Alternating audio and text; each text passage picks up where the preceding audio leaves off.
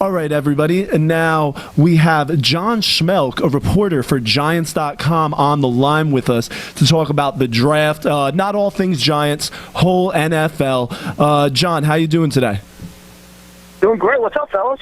Nothing much. Thanks for joining us, man. We appreciate it. Thank you so much for coming on. Hey, no problem. Happy to be on. All right. Now, John, being that you cover the Giants and I'm a Giants fan, first thing I got to ask you, just more of a curiosity thing. Can you tell me something about the hierarchy of the Giants war room? Now, I know it starts with Jerry Reese, of course, but who has, like, what job and the most say underneath him? Well, obviously, Jerry Reese is the man that makes the final decisions. Nothing, happens without his say-so and approval.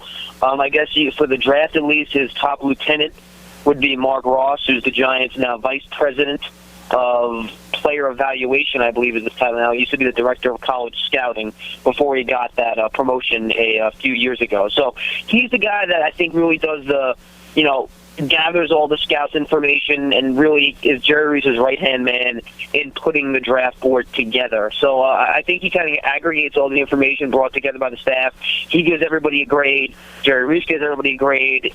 A few scouts give each player a grade, including the area scout and a couple other scouts that kind of cross-check. And then that's how they put their rows together with either first-round grade, second-round grade, third-round grade, et cetera, et cetera, et cetera. So that's how the hierarchy on draft day works. Obviously, the head coach, Ben McAdoo, has to say. John Mara's in the room to just listen. From what I understand, he rarely has much input. For a specific position, he'll ask the position coach, who's also looked at some of these guys, whether or not he thinks he's a good fit, whether or not he likes him. But in the end, the two main voices I would probably say are Mark Ross and, of course, Jerry Reese has the final say, with Ben McAdoo obviously having a big influence and the rest of the coaching staff and scouts chipping in as well. See, I think that's the proper way to do it. I love the fact that Mr. Mara trusts the people he put into place and just lets them kind of facilitate it and lets the football people do the football work. I think that's great. Now, who do you think, now not just for the Giants, just in general, who do you think is the best available player? I'm talking pick number one, top overall. I would say it's either Laramie Tunsil, the left tackle, or it's Jalen Ramsey, the cornerback/safety. All right, okay. Now, which one of those guys, I don't know. Which one of those guys, can you elaborate on one of those two guys, whichever one you feel like? Yeah, I can elaborate on both. I think those will be the first and third picks in this draft. I think the second pick's going to be probably Carson Wentz or Goff. My guess would be Wentz to the Browns. Look, Tunsil's just got great feet. I mean, everything I've heard about him and seen, he's a guy that's 300 pounds, but he moves around like a dancer. He's real light on his feet. He's a true future left tackle in the NFL. Everyone just loves him to death. As for Ramsey, what you like about him is that on tape he shows he's a good football player. I think right now he's probably a better safety than he is a cornerback, but he certainly has the speed and skills to play corner as well. And he's also a great athlete. His combine numbers are off the chart. They are some of the best at the corner position, and throw that in with his production on tape. I mean, that's as complete as a player as you get that can blitz, cover in the slot, cover outside, play center field as a safety, run support. He can do literally anything you want from a secondary player. So that's why I think those are the top two guys in this year's draft. Now, how big and where does it come is the drop-off? Who is the next corner, and how late do you think he can fall? The next corner after Ramsey, if you consider Ramsey a corner, which I know a lot of people do, I think the next best guy is probably Vernon Hargreaves. I know he's not the biggest guy in the world. He's probably only around 5'11", but he can play outside. I think he can play the slot as well, which now is basically a starting corner position in the NFL. With teams running out all those three wide receiver sets. After that, you have the cornerback from Houston. I think his last name is Jackson. He ran the 4.3, 4.39, I think, at the combine. People like him a lot. Eli Apple, the kid out of Ohio State. A lot of people like his size and speed, though his technique, I still think, leaves some to be desired. Mackenzie Alexander, he's a player that a lot of people really like, but isn't a lot of production. Or a lot of interceptions in college, as I know is a red flag for some folks. I would say Hargreaves, the earliest he'll go is probably 9 to Tampa, and the latest he'll go is probably 15 to St. Louis. All right, so he might be able to fall to the Giants. Sticking with the NFC East, do you see any of the three other teams? They're all kind of like dark horses to draft a quarterback, maybe not in the first round, but somewhere early in the draft. Do you think either the Eagles, Cowboys, or Redskins, are any of them going to try and shore up that signal caller position? I think there's no chance Washington picks a quarterback. I think they've had their fill of quarterback controversies. I think they have Cousins on the franchise tag to see how he does this year, and if he bombs out, they'll address the quarterback position later. I know a lot of people think the Cowboys are going to go quarterback at number 4. I really like Carson Wentz. If he was on the board there, I would consider it if I was Dallas, especially since he had the luxury of letting him sit and learn for a couple of years. A kid coming out of FCS. He's going to take some time to get used to the NFL. But I do not believe Dallas will pick a quarterback. I don't think Jerry Jones was bluffing when he said they're not taking a quarterback. I don't think they will, at least not in that first round. I could see them.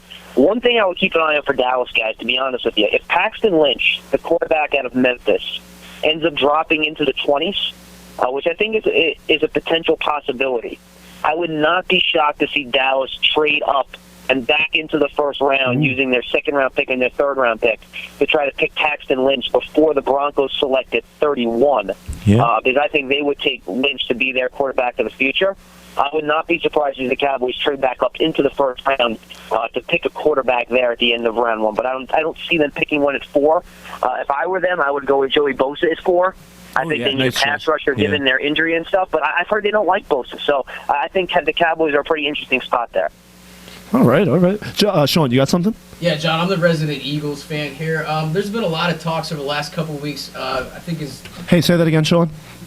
Sorry, John, I'm the resident Eagles fan here. A couple weeks ago, Harry Roseman said, and it might have been a smokescreen, that the Eagles were really interested in Ezekiel Elliott there at number 8. Now, over the last, I want to say, week or so, there have been tons of rumors about the Eagles being interested in trying to trade up to even the number 1 spot to try to get Carson Wentz. Can you shed a little bit more light on that? I had not heard any rumors about the Wentz thing, to be honest with you. Like you said, the popular pick that I've seen and I've heard is Ezekiel Elliott. And quite frankly, at number 8 for Philadelphia, depending what happens before they get there, I think there's a very good chance Ezekiel Elliott could be the best player left on the board. To me, guys, there's a top 6 or 7 players in this draft, and then there's a drop-off. I'm going to put the quarterback position aside. In terms of, position player, non-quarterback, the top group of guys in this draft, to me, are Ramsey, Buckner, Tunsil, Bosa, Buckner, Elliott. And those are the top 6 guys. And after you get past those 6, I do think there is some level of drop-off. And Miles Jack, excuse me. After you get past those 7 guys, there is a drop-off of talent. So if the Eagles have one of those guys fall to them at 8, I don't care which one it is. I run, I pick them, and I smile. Because you got the last top-tier player.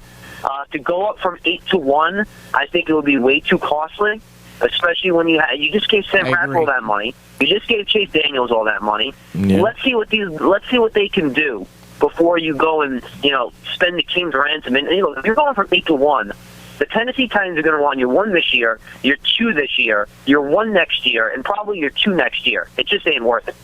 Yeah, I totally agree. You're sitting there at 8. You can't really lose sitting there at 8. So I agree. Just sit there and take the best player available. Now, absolutely, agree 100%. You were talking about Ezekiel Elliott. Where do you think the Alabama running back, the Heisman Trophy, what's his name? The Heisman Trophy winner? Derrick Henry. Yes. And I really like Derrick Henry. I know he's not your modern day running back that's quick and going to make a lot of guys miss. But boy, he is an old school, straight ahead, downhill running back, and kind of like he can Skittles, catch a little bit. Mr. Marshawn He's got the size to block. He can good between the tackles. I think he's a guy that can carry the load 25 times a game, like Eddie George used to do. He's tall. He runs too upright. He's going to take a lot of hits. I get all that. But to me, he's a guy that can be a difference maker. I think he will be a top half of the second-round pick. If he's still on the board at pick 50, I'd be very, very surprised. Okay, all right. Now, do you think maybe the Cowboys would pass up on Elliott and try and grab the Alabama kid in the second round? Guys, don't you think he would better fit their scheme, perhaps? I think that's possible, to be honest with you. Then again, they also have, Alfred Morris, who they just brought in from Washington, That's who true, I think has a lot of the same characteristics. Yeah, I forgot as about Henry. Alfred. They're both big guys. They both go downhill. Before that Morris signing, I thought Henry in the second round was a real possibility for them. I really did. Now with Morris on the roster, I'm not sure I see that. Okay, now I got to ask you another Giants question and then another draft question also, but it's more about people falling off. Now, can you explain to me what's going on with Andre Williams? And then from there, can you tell me who you think maybe are the overrated players out of the top prospects in this upcoming draft? Well, that's a good question. Usually people don't put it that way. Let's start with Andre Williams first. Remember, Andre Williams was a fourth-round pick. Day 3 picks are usually not starters. Day 3 picks are depth. They're backups. They're guys that'll contribute and help you in certain ways. So, I mean, am I shocked that Andre Williams isn't qualified to be a top starter? I got to be honest, I'm not. I mean, he was a fourth-round pick. I understand, the production in college and all that stuff. That's great. But he was still a fourth-round pick. And I think if he can develop into a short yardage guy that'll help on the goal line and be a package player, I think that'll work. But in order for that to happen, he really needs to work on his vision and his patience. A lot of times there are holes. He doesn't see him. He can't find them. He's not, doesn't get through them quick enough. And I think that's really where Andre Williams has to get better.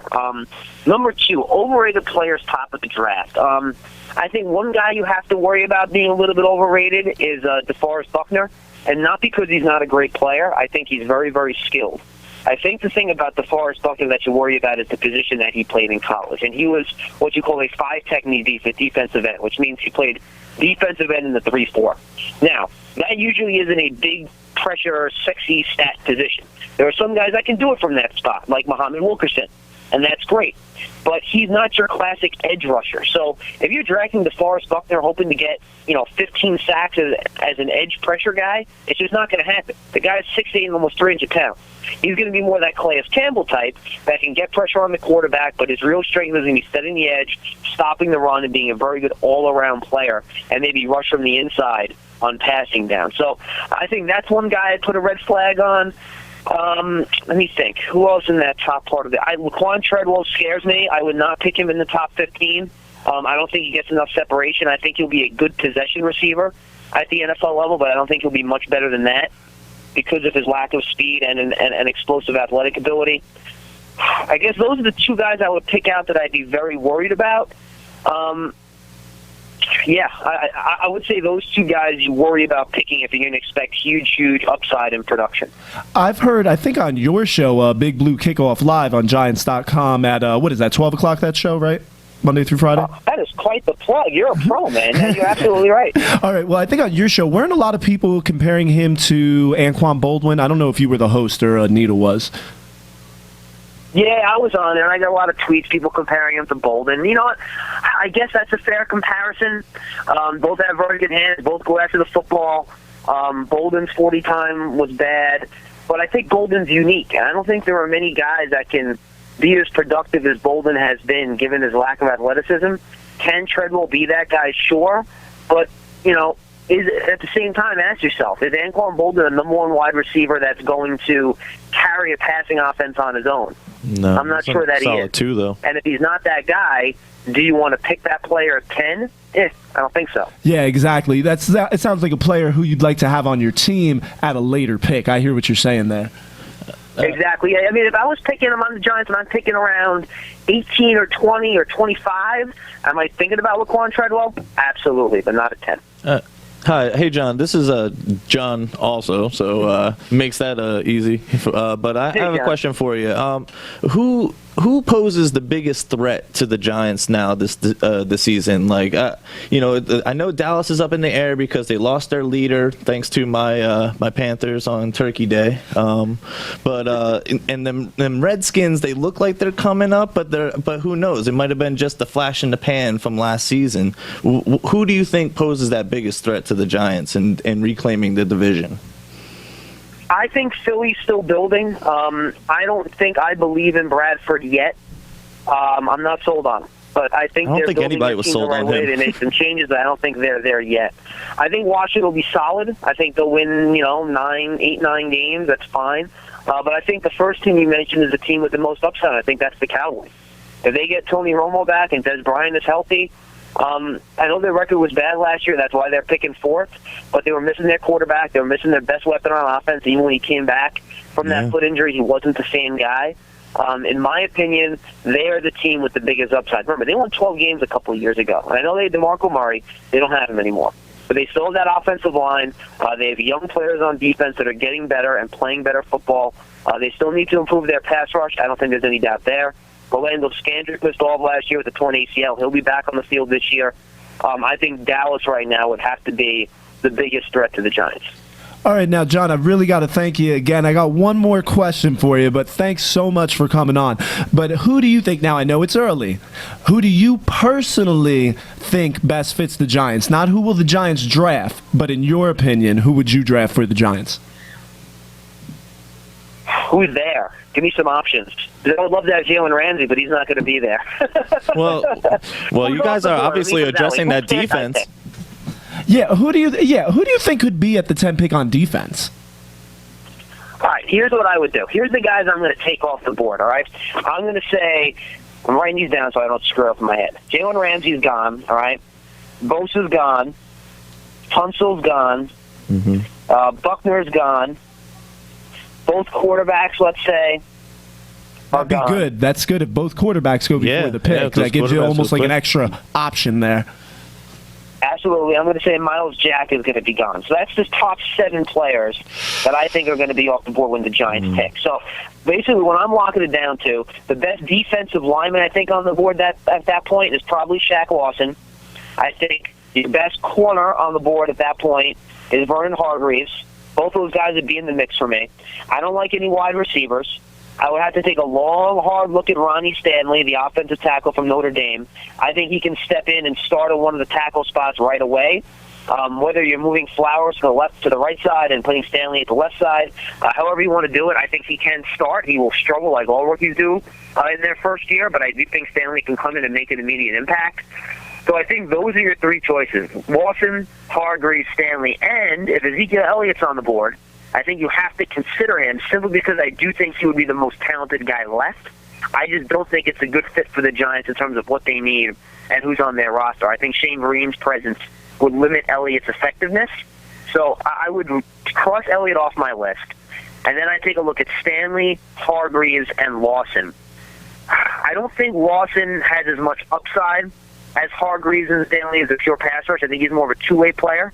So I'm going to take him off, especially since you put all that money into JPP and Olivier Vernon, and you have Odigizua coming back in his second year. You hope you can get enough pass rush out of those guys that can carry with. So I'm going to take Lawson off my list. So I'm down to Hargreaves and Stanley.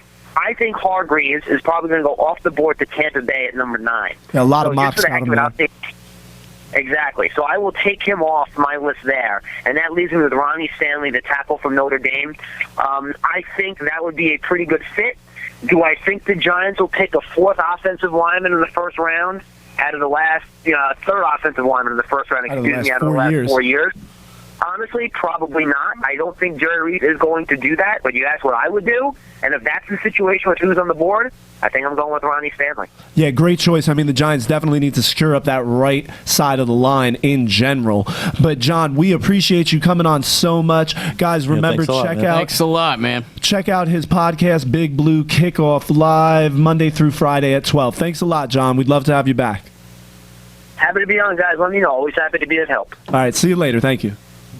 All right, how's everybody doing out there today? Thanks for tuning in to this special edition Voice of Bedlam podcast. If you want to take that next jump with your business or company, you need to come over and advertise on the Voice of Bedlam podcast. Get your ad heard by thousands on a reoccurring basis. Just click buy now and send us your info. Thanks a lot, guys.